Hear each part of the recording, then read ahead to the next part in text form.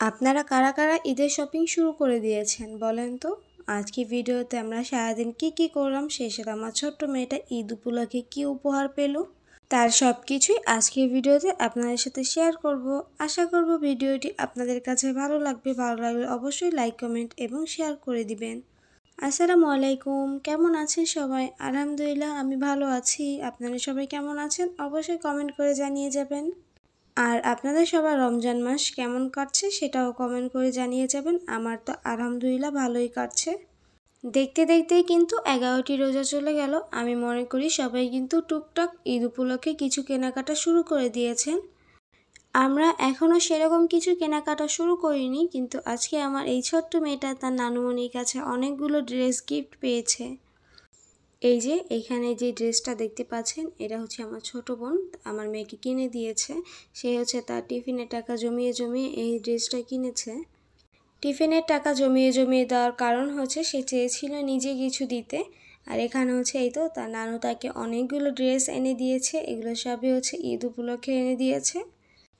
এখন অনেকেই বলতে পারেন যে মেয়েকে এতগুলো ড্রেস কিনে দিলেন কিন্তু ছেলেকে কিছু কিনে দেননি। ছেলেকেও দিব আস্তে আস্তে। আর এই যে এই ড্রেসটাও কিন্তু আজকে আনা হয়েছে, কিন্তু সে পরে বসে আছে।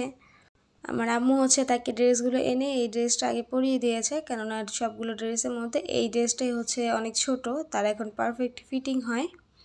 এরপর এই তো আজকে হচ্ছে ইফতারিতে ফালুদা বানাবো, যার কারণে এখানে দুধ জাল করে নিচ্ছিলাম। দুধটা হচ্ছে ঘন করে জাল করে নিব। এখানে 1 কেজি পরিমাণ দুধ আছে, এগুলো জাল করে আমি 3 পা বানিয়ে নিব। আর ফালুদার জন্য কিছু ফ্রুটস আনা হয়েছে। এখানে হচ্ছে আঙ্গুর ফল আনা হয়েছিল, সাথে একটা হচ্ছে আনার আর একটা আপেল, সেই সাথে দেওয়া হবে কলা। আর কিছু না, আমি মনে করি এই কয়টা ফ্রুটসই এনাফ ফালুদা বানানোর জন্য। বেশি ফ্রুটস দিলে আবার দেখা যায় ভালো লাগে না। এখানে হচ্ছে নুডলস সেদ্ধ করে নিচ্ছিলাম ফালুদার জন্য। কোকোলার যে স্টিক নুডলসগুলো থাকে সেগুলোর 1 প্যাকেটের অর্ধেক এখানে আমি ব্যবহার করেছি, এগুলোতে আমাদের হয়ে যাবে। এরপর হচ্ছে এই নুডলসগুলো একটা ছাঁকনিতে আমি পানি ঝরতে রেখে দিব আর ঠান্ডা হতে। আর এখানে হচ্ছে সাবুদানা সেদ্ধ করে নিচ্ছিলাম। আপনারা কারা কারা সাবুদানা পছন্দ করেন বলেন তো? আমি কিন্তু অনেক বেশি পছন্দ করি। এটা সেদ্ধ করার পর একদম বলের মতো হয়ে যায়, মানে ম্যাজিক বলের মতো। আমার কাছে এটা দেখতে এবং খেতে অনেক বেশি ভালো লাগে। আর এখানে হচ্ছে এই তো আমি ফলগুলো কেটে নিয়েছিলাম। ফালুদার জন্য যতটুকু শেপ দেওয়া দরকার আমি সেভাবে কেটে নিয়েছি।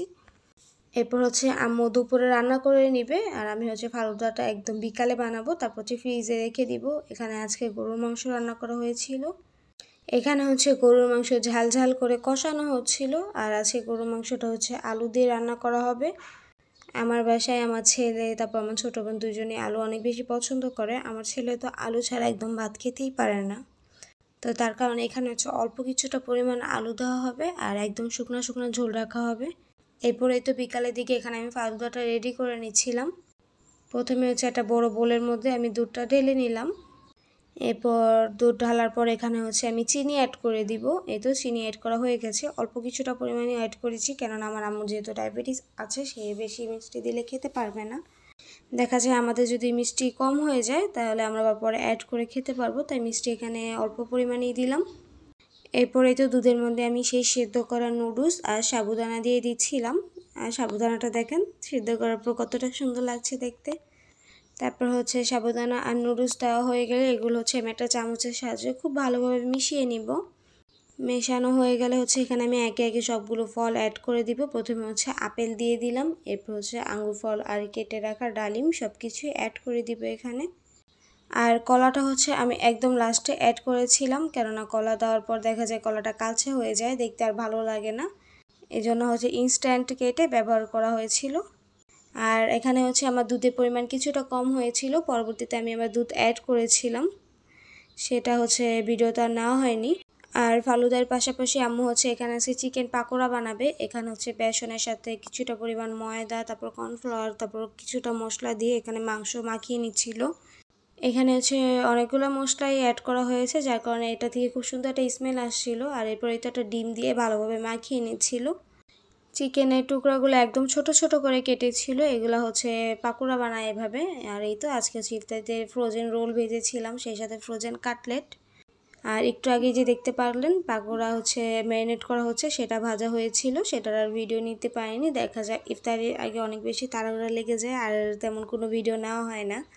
আর আজকে রাতের খাবার আর সেহরির জন্য এখানে আম্মু ডাল দিয়ে ঢেঁড়স চচ্চড়ি করেছিল, সাথে দিয়েছিল বোম্বাই মরিচ, আর এখানে আছে সিম, আলু, একটা নিরামিষ, আর এই যে চিংড়ি মাছ ভাজা হবে। এগুলো হচ্ছে ইফতারের পর ইনস্ট্যান্ট ভেজে তারপর খাওয়া হবে। আর সেই সাথে গরুর মাংস তো আছেই। এই তো আমার এখানে ইফতার ভাজা প্রায় হয়ে গেছে, এগুলো হচ্ছে এখন আমি উঠিয়ে রেখে দিব। আর এই ছিল আজকে আমাদের ইফতার আয়োজন। আমার আজকের ব্লগটি আপনাদের কাছে কেমন লাগলো অবশ্যই কমেন্ট করে জানিয়ে যাবেন। আর সেই সাথে যারা এখন আমার পেজটি ফলো করেনি অবশ্যই ফলো করে দিবেন।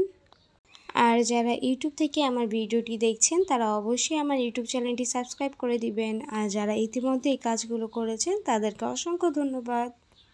সেই সাথে আমার ছোট্ট মেয়েটার ঈদ শপিং আপনাদের কাছে কেমন লাগলো কমেন্ট করে জানাতে ভুলবেন না কিন্তু। আজকে তাহলে এখানেই বিদায় নিচ্ছি। সবাই ভালো থাকবেন, সুস্থ থাকবেন। আল্লাহ হাফেজ।